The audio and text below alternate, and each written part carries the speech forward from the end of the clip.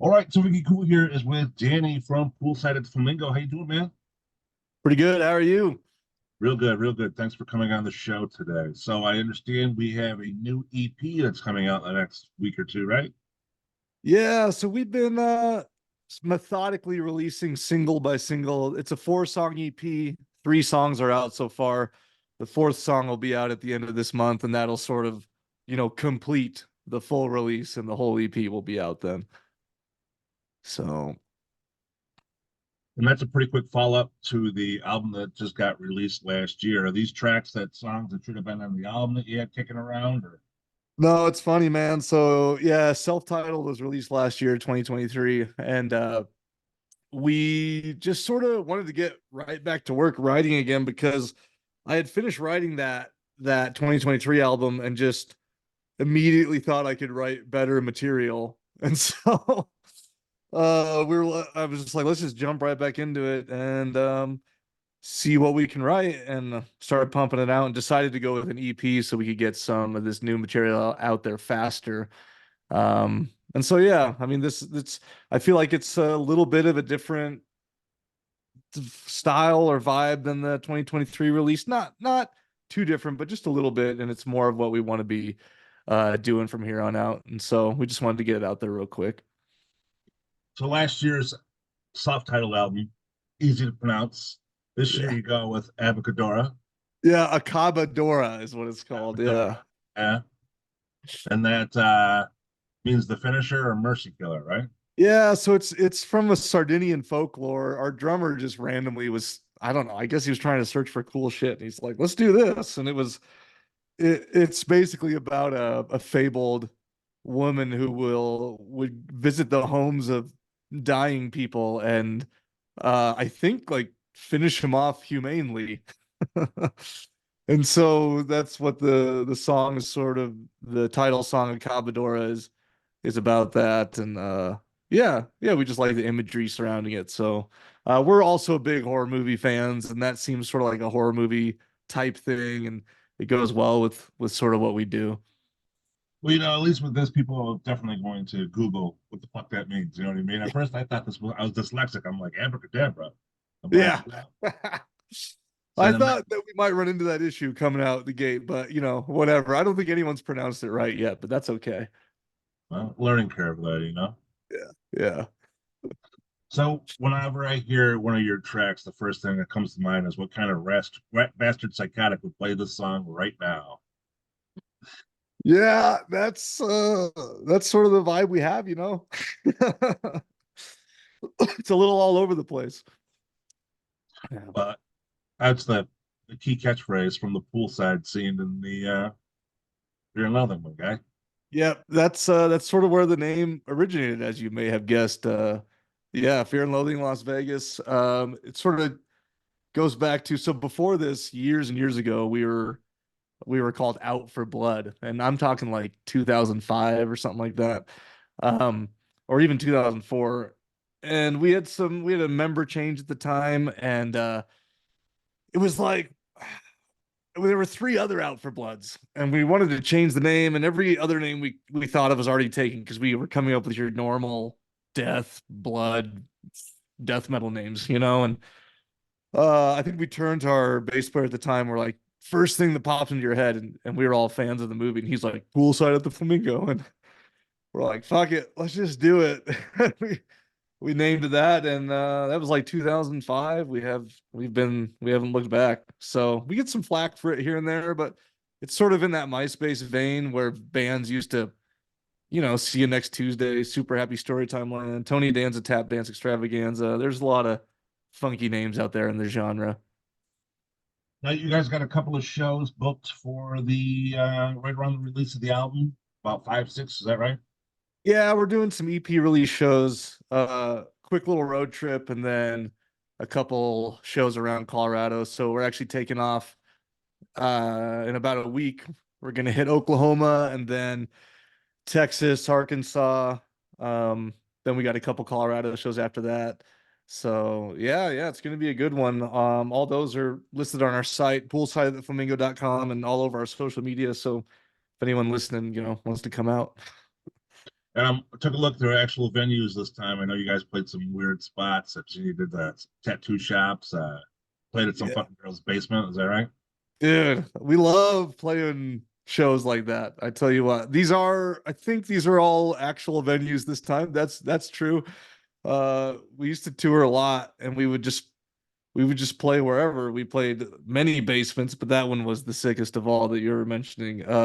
We've also, yeah, last time we were in Houston, actually, we're going down to Houston again this time to play with some buddies of ours.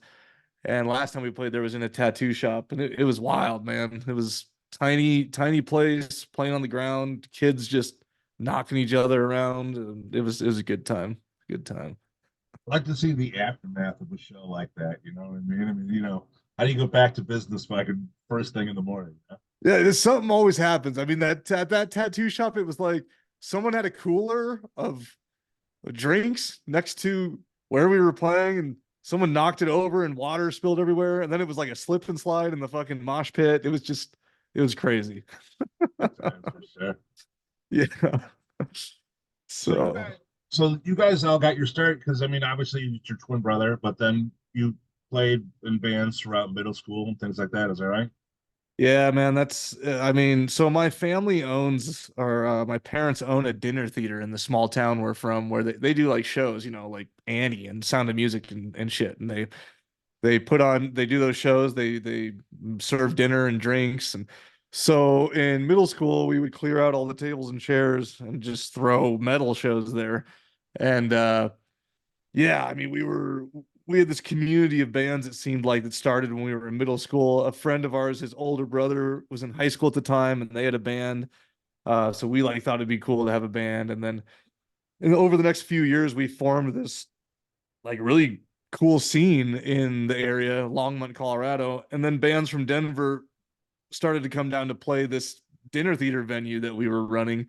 And then in the later days, we even would still have some decently known touring bands come through when we were older and touring at the time. So it's funny, my parents still own that place to this day. They're trying to sell it right now, but we don't really throw shows there anymore. It's just too much hassle to move a PA in there when we could just book a show in Denver or something like that. Well, I mean, it's pretty fitting then you do all the weird shows because you got your start playing right.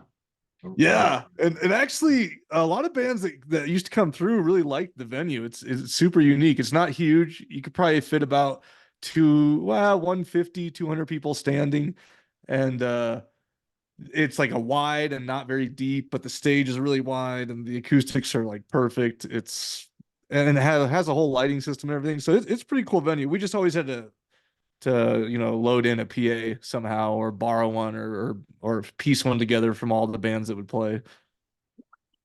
So being in a band with your twin, is that hard or is that easier? I mean, obviously you guys are brothers, you get along, but brothers fight and Yeah, no, I think it's easier. It's way easier. My brother and we get along real well. We sort of do everything together. We own a business together. That's how we pay the bills. We have a band together. Our wives are best friends. We have kids that are around the same age now. Yeah, and the dynamic between us is I'm like 2 minutes older than him, and it seems like I'm just always sort of in charge of everything, whether it's the business or the band or whatever. And so he's sort of down with whatever and super easygoing. So that's been a blessing to have. And we've had the same drummer since the beginning, since 2005, 2004. And so we all work really well together. The only member that isn't really original is our bass player, but still he's been around for the last 10 years or so, or 8 years. So yeah, we like to keep it simple, just four of us. It's easy traveling that way, and we're all used to each other. you guys do a horror podcast too, is that right? My brother and I do, yeah, the cult classic horror show. So we've been doing that for many years now. Like I said, big horror fans.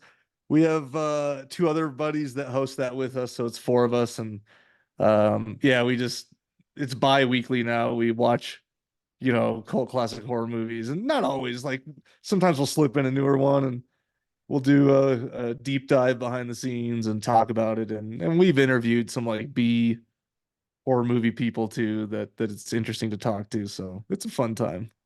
Yeah, man. When you get some of those older horror dudes, it's all right. I mean, Yeah.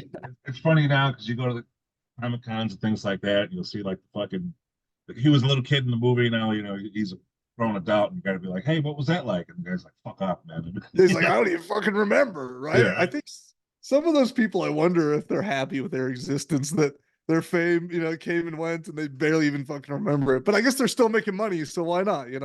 yeah, for sure. So what was the last good horror movie you seen?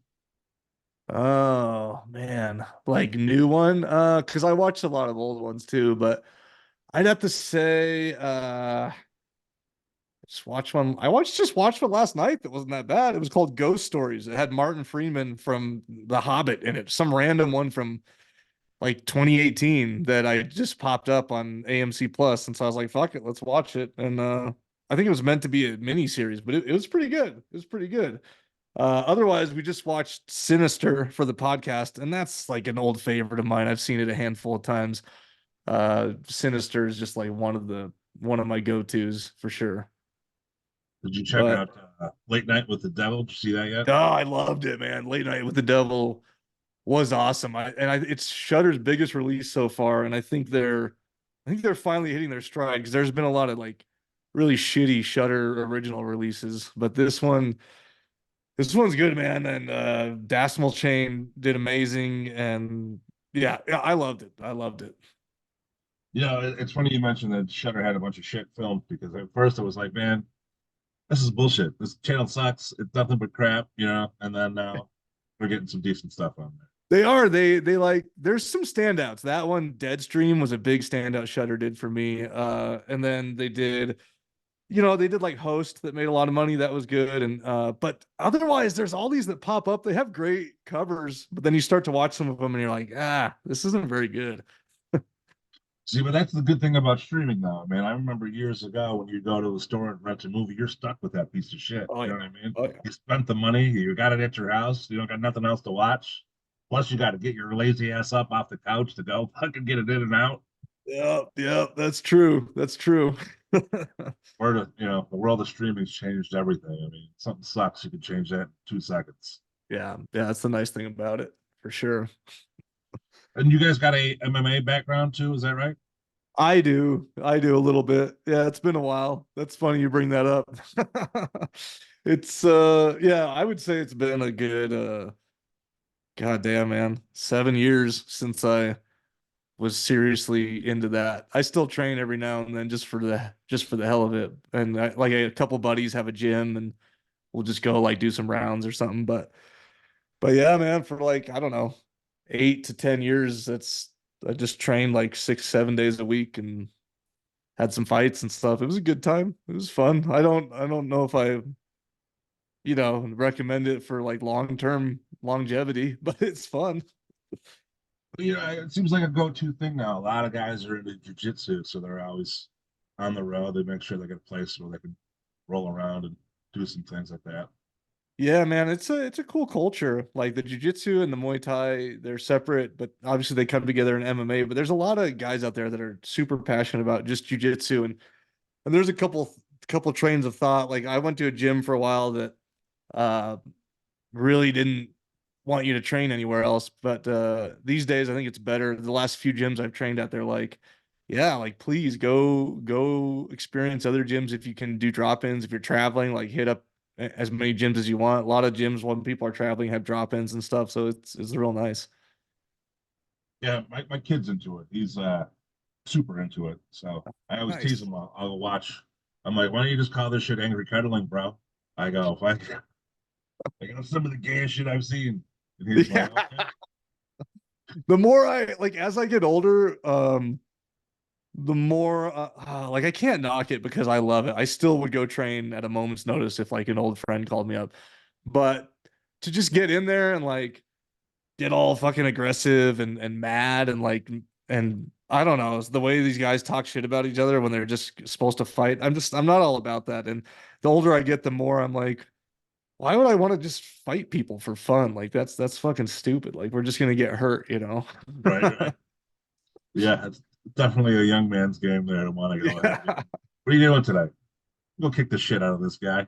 Yeah, yeah. It's like, I mean, I guess I get it if you're gonna get paid real well, but I never was at a level where I got really paid anything much at all. And so it's like I get where I get training to have fun. Like training is fun and you're not trying to take each other's heads off usually when you're training, unless you're like, really getting ready for a fight. But then to just go do it, and I don't know, I get it. Like I get it because I did it. You want to go in there, you want to like prove yourself and maybe build up your self confidence. But at the end of the day, it's like why are we're just fucking hurting each other for no reason?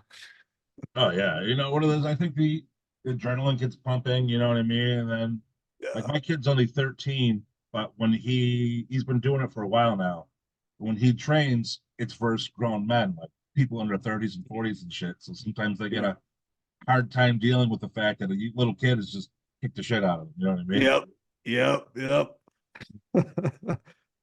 Yeah, man, it's all ages. It's all ages in there. That's sort of the beauty about jujitsu, anyways. It's one of the only things if you're just doing Brazilian jiu-jitsu, it's one of the only combat sports where you can go like 100% and maybe not get so hurt because you're not hitting each other, But as soon as you carry that over to like a little Muay Thai sparring or something, like someone's gonna like you're gonna walk away with like a hurt knee or a hurt elbow or something like that. Oh yeah, for sure. And like I said, the adrenaline gets going. People get fucking angry. I mean, Yeah. like my kid fought a dude yesterday who was like, I don't know, early 40s, and they were sparring. And it was supposed to be body work, and the Yeah. guy got all upset and gave him a goddamn uppercut. And it's like, yo, he's a little kid, motherfucker. Yeah, dude. It always happens. Like I know the guy you're specifically talking about. Like I know that guy. It's like I've sparred so many of those guys where they're usually maybe a little bit newer. They get super frustrated and they just start fucking going balls to the wall. You're like, slow down, dude. Yeah, yeah, yeah. It's like, come on, be a fucking asshole. Yeah, Beat up in yeah. real life. You're in a cage with gloves on. Don't get beat up in real life. I guess. Mm-hmm. Be easy. God, yeah. I'm gonna So have I, my kids. I think I'm gonna have my kids do it though. Like I have a son and a daughter, and I at least want them to have some level of MMA like training and knowledge to just I think it's great for self-defense. I really do. Like Brazilian Jiu-Jitsu, you can't beat it for self-defense. Um so I think it's something every kid maybe should do for a while. oh, for sure. I mean, especially with the younger kids and stuff, you don't want to get too far into fighting at school or not, but you can go ahead Yeah. and somebody starts talking shit, put them in an armbar real quick, and somebody else Exactly. is locker. There's better ways to solve it, right? Yeah, Just nice and easy and done. you can't get in too much trouble. Like, just giving them a hug, just happen to Yeah. be choking them the fuck out at the same time. Yeah, exactly. But I mean, it's always been different bands and stuff they were doing. I remember one time I was going to interview Trivium, and they were in this room, and I knew nothing about jujitsu at the time. This was like 10 years ago, Mhm. and I walk in there, and they got their gis on, and it was like fucking. You couldn't talk. You know what I mean? You weren't allowed in there. The tour manager's like, "What are you doing in here?" I'm like, "You just told me to come in this room." He's like, "That Yeah. room." I'm like, "Oh fuck, I didn't know it's secret sensei time." Fucking That's nuts. yeah, yeah, uh-huh. Wow. I didn't know that they did that. Oh, Yeah, they're hardcore into that shit for sure. So okay. after these few shows wrapped up for you, what's the rest of the plan for the summer? Well, I think we're gonna get back to like I can't say for sure. We'll probably get back to writing a little bit. But I'm a little bit uncertain about how that's gonna go down. We might just sort of do the single thing again, leading up to like another EP. It's tough to commit to like a full length just because we're not sure what's gonna happen with like the future of the not so much the future of the band like staying together, but just like what's next. So I would hate to like blow the load on some massive full length album and then all of a sudden it's like we have opportunity to maybe release an album through someone else or something like that. And we have to write a whole new one right away or something. But probably some more shows. We're talking about maybe doing some more out of state shows towards the end of the year. And certainly a couple of local shows. It's a little bit harder for us to tour extensively like we used to because of our families and kids and everything. But if we got the opportunity to jump on the right tour, we'd still do it for sure. But so yeah, not a whole bunch, but definitely probably some new music and then a few out of state shows before the end of the year. You see, now after COVID, I think it really changed everything as far as albums things go. I mean, it was like you see a lot more singles being out there instead of full lengths because it was trying to keep everyone's attention when they were locked in the house was like a big thing, you know? Yeah, that's what it's turned into these days, honestly. We were on hiatus for a couple different times throughout our history, and one of them was a little bit more recently. And as we're getting back into things, that's like how all the bands are doing it now. Everyone's just releasing singles, sometimes leading up to full length, sometimes not really. There's just singles here and there. And back in the day when we used to play all the time, it was like, no, you just dropped albums all the time, you know? And you didn't really even build up hype about it. It's like, boom, here's a new album. Like, check it out. See, now that's one thing I want to talk to you too. With you guys doing limited touring and taking hiatus and things like that, I mean, money's not really made in putting out music anymore. So, I mean, No, man, this definitely is not like a money thing for us. It's just to have fun. Yeah, if you want to try and make a living at it and make some money, then yeah, I think you got to be on the road like most of the time, you know, selling merch and playing shows. I think the merch is probably the biggest thing, but yeah, just releasing the albums themselves is if you get a and I mean like a shit ton of plays, you'll see a decent amount, but not like, I mean, not support five, four, five, six guys, family members amount, you know. right, right. So, and if you have to tour all that much, then you know you might not have much of a family life anyways. So I think it's definitely more of a single man's game, but I know some people that do it with families successfully. It's just trying to keep that balance. Yeah, I mean, it's definitely a double-edged sword there for sure. I mean, Yeah. you got Yeah. to get out to make the money, but then again, you're missing out on fucking birthdays and fucking all that shit. I mean, you know, Yeah, we've my brother and I have talked about it where if we get the right kind of touring opportunity where it is like a 6 to 8 week thing, we would probably find a way to either take the families with or meet up strategically at certain places. And you know, well, I don't know what that looks like. It might be like, hey, let's fucking rent an RV or something and just drive that around with the two families in it and whatever, you know. Partridge Family style, get everyone to work and shit. You know, teach your Yeah, kids how to be roadies, and yeah, for there you sure. go. Although our wives, they support us, they like coming to the shows, but they're not like really fans of our music. And our kids are too young to really be at those shows. So it's like we just every night we just be like, see ya, we'll be done in a few hours. I know you were saying about your wife not being a fan earlier. Your wife came and gave a finger to the camera before she closed the door behind Well, she closed the door, then I heard her turn the blender on. So at least she was kind enough to, you know, to do that. Yeah. So, you did say merchandise is key. I see you guys got a lot of cool stuff. Do the fans know, like the younger fans know that these are horror icons on some of your shirts there?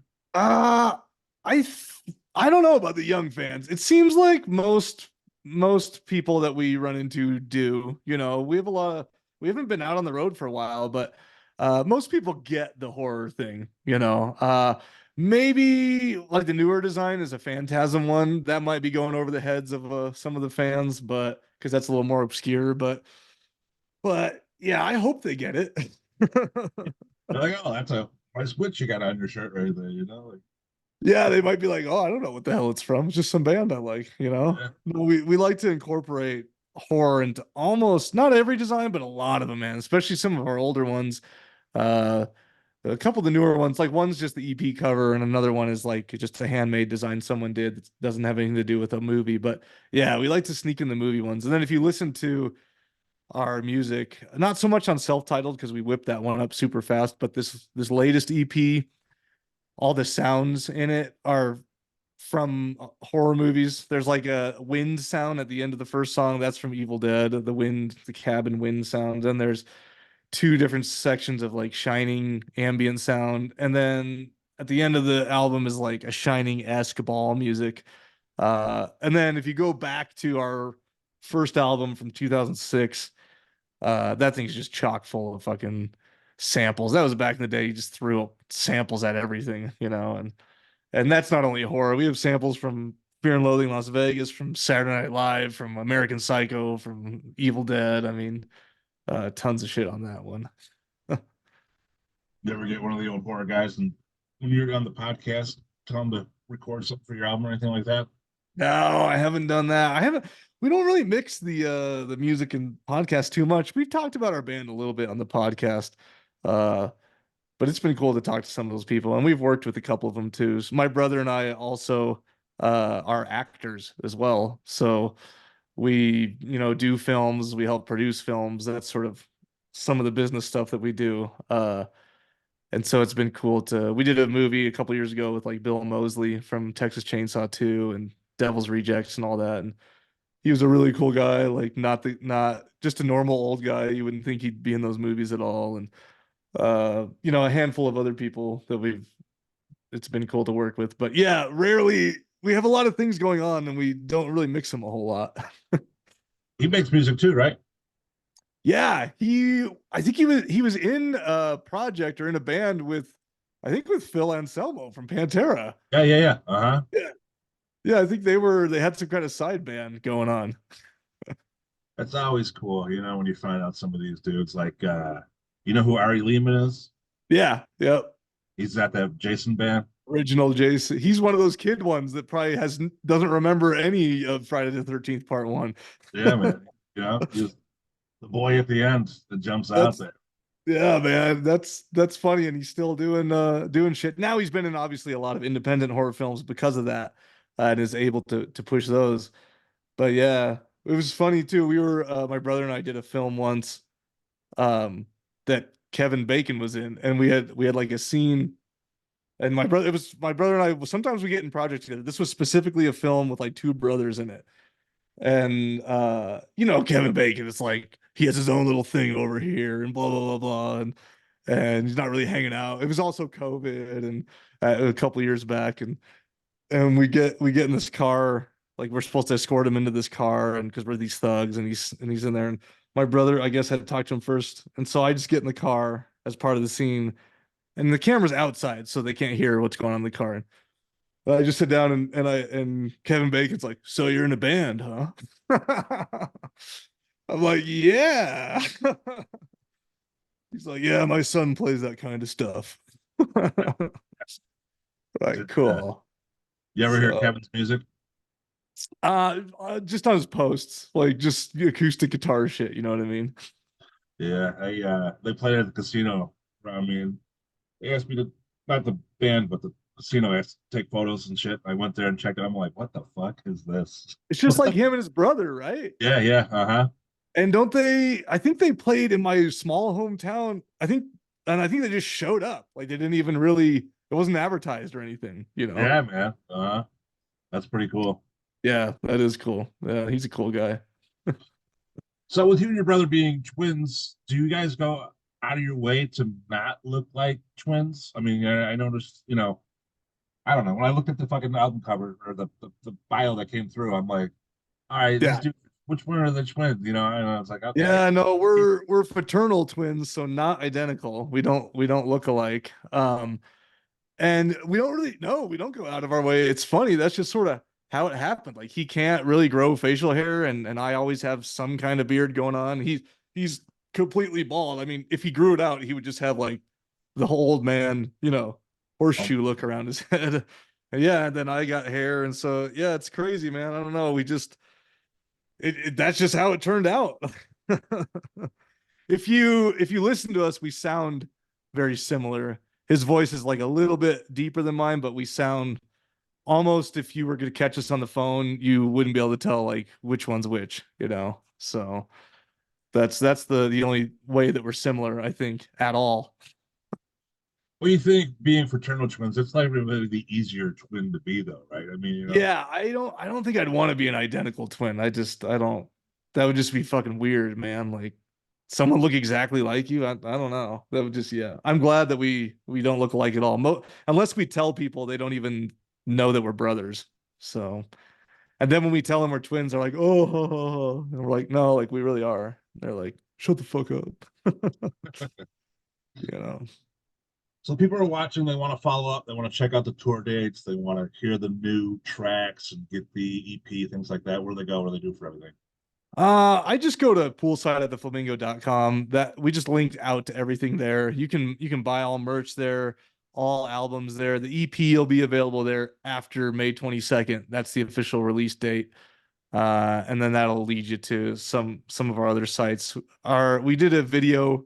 We've done we did a video for the first song, ACCABADORA, off the EP that's on our YouTube channel, but I think it's also embedded in the site that is pretty entertaining if you guys want to check it out. It's a video where we play the song, but then it keeps cutting back and forth between our kids like playing the song on toy instruments. That's And cool. so that's a pretty fun one. We don't take ourselves too seriously, and for the style of music we play, we're very like everything else. Everything besides the music is very lighthearted. Now, is there going to be physical copies of this, or is it just going to be digital? Yeah, there will be. I actually have them already, but we'll start selling and shipping them on the 22nd upon the official release. So that's the only place to get them will be on our website, just because we do all that of ourselves.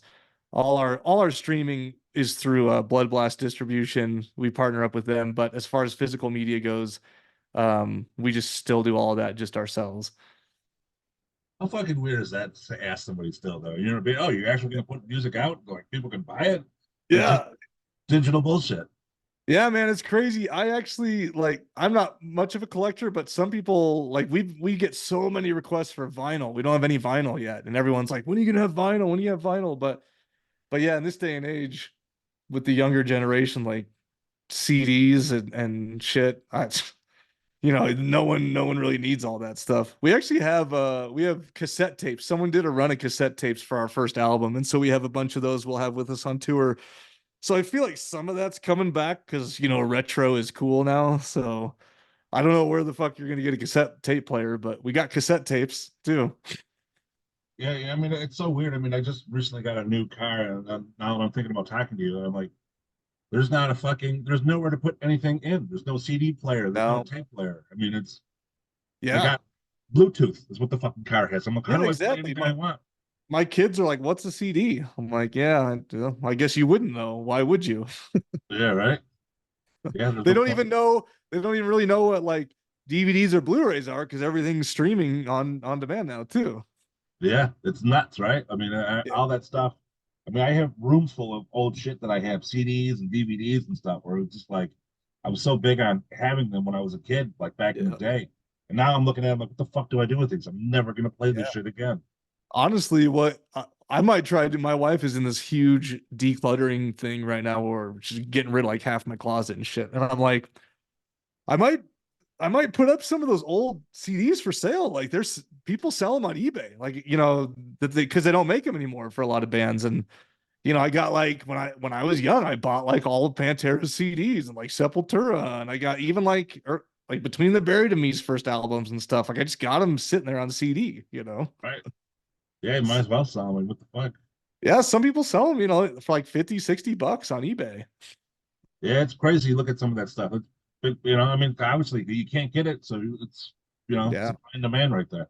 Yeah, and if someone's a collector, I'm just not really a collector, so I don't really care about holding on to it. Like I got it digitally now. Yeah, exactly. And Uh, like I said, I mean, it's so hard to actually find something to play it on too, though. I mean, I laugh at the vinyl people. It's like, do you have a fucking record player at your house, asshole? yeah. Well, they got to. They got to. It's like to put them on their wall. Yeah, that's true. That's true.